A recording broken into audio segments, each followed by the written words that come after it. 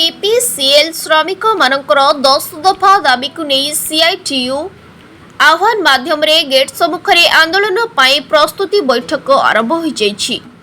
आम दाबीगुड़िक प्रति बीपीसीएल कर्तृपक्ष आम कर्मकर्ता सह आलोचना करी यह कार्यकारी करागले आम्भे कामरे जोगदेबु नचेत आसंता 12 तारिख रे समस्त श्रमिक माने बीपीसीएल गेट सम्मुख अनिर्दिष्ट काल धारणा देवा सहित ऑफिस कोलाप्स करिउ बोली निज वक्तव्य प्रकाश करिसेंती।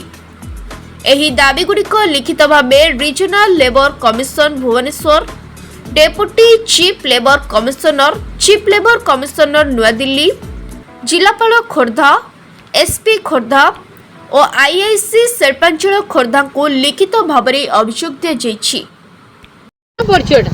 मो शैलेश कुमार बलियार सिंह खोर्धार सीआईटी जनरल सेक्रेटरी।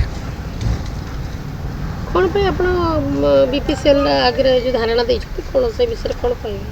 हमर धारणा अच्छी 12 तारिख दिन आमे वर्कर माने एठी 60 रु ऊर्ध्व वर्कर माने एठी काम करूछंती। पूर्वर यही काम करूछंती श्रमिक माने पूर्वर जो रेगुलर वर्कर काम करथिले लक्ष 1.5 टंका से पाउथिले। एबे सेमानकु कॉन्ट्रैक्टर माध्यम काम करा जाउची। से एका काम 240 दिन रु अधिका दिन वर्ष 12 मास काम करूछन से माने, किंतु तांको कॉन्ट्रैक्टर हिसाब रे काम करा जाउची। बहुत कम मजूरी दिया जाउची एवं से जो अनुसार कैटेगरी अनुसार काम कर कैटेगरी अनुसार से पैसा दि जाऊनी। से अनस्किल्ड वर्कर पैसा देन से सेमी स्किल्ड वर्कर अच्छा आ स्किल्ड वर्कर अच्छा किंतु अनस्किल्ड वर्कर पैसा दि जाऊँगी। एवं आपणकर ईएल अच्छी इन अनुसार गोटे वर्कर 20 दिन जदि काम कर छुट्टी पैसा पाइब। वर्षके से 18 दिन पाइबा कथा, किंतु से वर्ष को 12 दिन पैसा दौरान आ पैसा दौना। ये गोटा आम ये गुड़े दाबी मानकर देइथुलु आम 10टा दाबी। मो ना हूँ बाबू किशोर मार्था, मु BPCL contractor workers union general secretary कहूँ। आमर दाबी रही आम ठिका श्रमिक भाव काम करुँ। बर्तमान आमको स्थायी नियुक्ति दि जाऊ, आमर ट्राभेलिंग अलाउंस दि जाऊ एवं ग्रेडेशन सेमी स्किल आमको दि जाऊ।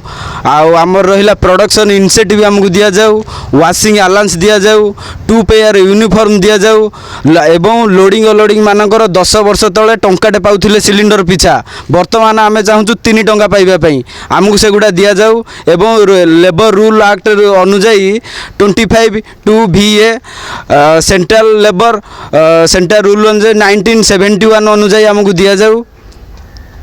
आ कौन सब रही এই বিষয়ে কাকে অবগত করছেন আপনি অভিযোগ জଣାইছেন? এই বিষয়ে আমি দুই থর অভিযোগ করিছু আরএলসি সারଙ୍କ পাখে। আরএলসি সার भी हमको कन्सुलेशन पे डाकिथिले। टीसी सार लुचिले गलेनी, जोड़ा डेट्रे गलेनी, कहले तमें जेतिकी काम करछ सेतिकी दरमा पाउछ ठीक अछि, तुमको अधिका दिया जीव नाही। वर्तमान पर्यंत भी आम कथा सी शुणु नाहंती। परिचय हूँ मुझे सीआईटी उपदेष्टा बुझे। बर्तमान ये आमर सीआईटी आह्वान ये जो चली कार्यक्रम यहाँ दीर्घ दिन कार्यक्रम। यहाँ आम बहुत दिन धरिकी अनुरोध करूँ जो तुम नीति नहीं नीति गुड़िक भूल नीति। तुम एम स्थायी भाव में नियुक्ति दि जाऊनी। बीपीसीएल जो कर्मचारी श्रमिक भाई अच्छा स्थायी नियुक्ति ना जो जहाँ पाइबा कथा प्राप्त जो स्टाच्यूरी अंत मैंने देदेवा कथा से गुड़ा कह दरकार नहीं। किसी दाबी गुड़िक रही आमर वाशिंग अलाउंस मिल, ट्राभेलिंग अलाउंस मिल और स्थायी नियुक्ति माने मिल और केंद्रीय हारे से जो दरमा दवा कथा केंद्रीय हारे नियुक्ति दि जाव।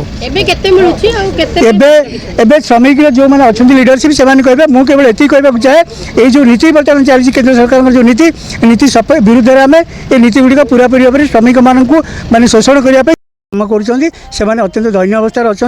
से जो दरमा पाँच ठिका श्रमिक हिसाब से पाँच केंद्रीय हारे से कौन मुख्य आमर कर्तृपक्ष दौना जो भाई व्यवहार कर व्यवहार अत्यंत कदर्य व्यवहार। बर्तमान माने जो कह स्वाधीनतार 78 वर्ष पर ए प्रकार व्यवहार गोटे स्वाधीन भारत वर्ष में श्रमिक मानक जो भाव में व्यवहार हो व्यवहार ग्रहणयोग्य नुह। तेणु समस्त कथार प्रतिवाद करके आसंता 12 तारिख दिन आम धर्मघट भर को जीव। Bureau report SM news.